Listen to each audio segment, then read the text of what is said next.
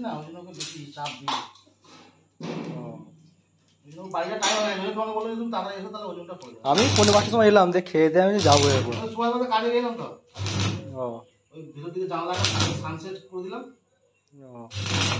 গোলাবাড়ির দিকে আমি যাচ্ছিলাম বাচ্চা বাচ্চা করে, বলতে পারি ভগবান যাবে নেই।